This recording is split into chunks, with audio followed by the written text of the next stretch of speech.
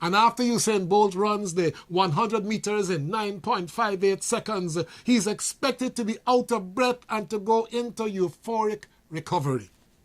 In fact, because of the psychosomatic correlation of our bodily functions, extreme physical exhaustion can easily lead to depression. Elijah was a perfect example of that. After putting to death hundreds of prophets of Baal and running downhill for miles faster than a chariot at the sound of a threat from Jezebel, Elijah went into major depression and begged God to take his life. Mild temporary states of depression are normal. It is when they become prolonged, sustained, or repetitive, and without any apparent current trigger, then it's time to call in the experts. In cases where the cause is neither neurologically or pathologically based, we do ourselves a favor when we nip depression in the bud and reverse its trajectory. Of course, we have a wide range of antidepressant techniques that we and those we love can be encouraged to employ. Frustration is one of the emotional triggers of depression. But frustration is a function of expectation. So even when we cannot influence an outcome, we can always tailor our expectations. Self-pity, guilt, inferiority complex are all assets on which depression feeds. And a healthy dose of reality therapy, generously served in the context of a loving, trusting relationship, will arrest the downward slide of dejection into depression. But for reality therapy to be effective, every effort must be made to get the patient talking. And once the patient starts talking, the caregiver starts listening.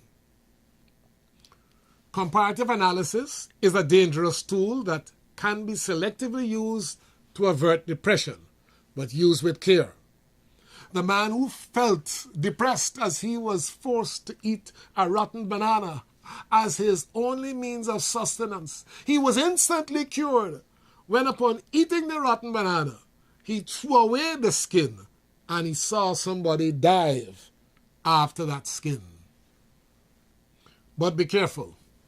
Comparing your situation with those who appear to be more fortunate than you could make your depression even worse. It is not enough to try to cheer up ourselves or those we love when we sense dangerous levels of depression. We need to identify the root cause and address the underlying contributory factors. Finally, it is well established that the life of the oldest, sickest, most disease-ridden man is infinitely more precious than that of the most valuable circus-trained young ape. Please do not attempt mercy killing of the old sick man. You will be charged for murder. Not so if you kill the ape. Destruction of property, yes, but murder? No. This is because our laws recognize that we are made in the image and likeness of God and that we are spirit beings in a changing, decaying physical body. It would be great if being a spirit meant that we get to relate to God, the good spirit, alone. Not so. We also get to relate to the devil, the evil spirit. The different plans for us are well documented, and to a great extent, we get to choose to whom we will give our allegiance. But make no mistake, in its purest form, the ultimate plan that God, the good spirit, has for us is life, an eternal life with him. On the other hand, the ultimate plan that the devil and evil spirit has for us is death, premature death, and eternal separation from God. It is therefore disingenuous to critically examine the escalating incidence of suicide and other forms of premature death in our world and fail to associate these incidents with the influence of the evil spirit or the devil. In times of loneliness, hopelessness, helplessness, and depression, Even as the devil, an enemy of our soul, begins to lick his chops in anticipation of yet another trophy through premature death, we can turn for help to God, the good Spirit, who created us and came to this world to die for us, that we might not only have life, but have it more abundantly.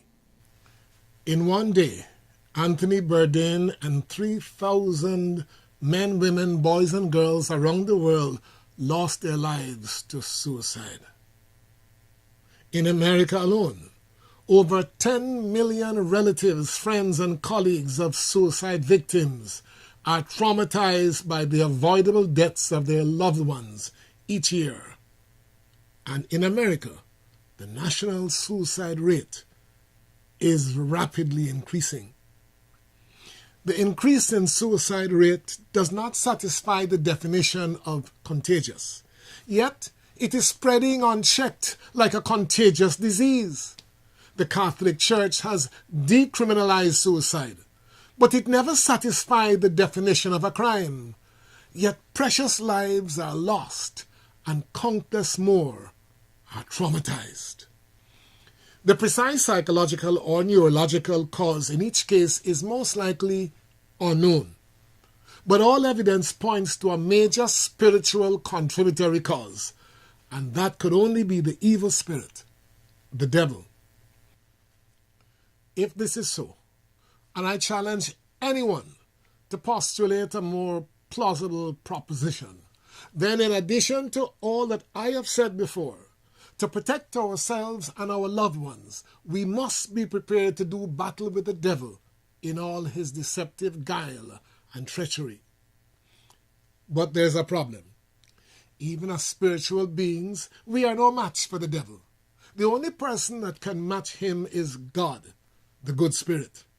Therefore, we need to consciously enlist God's help in resisting the devil.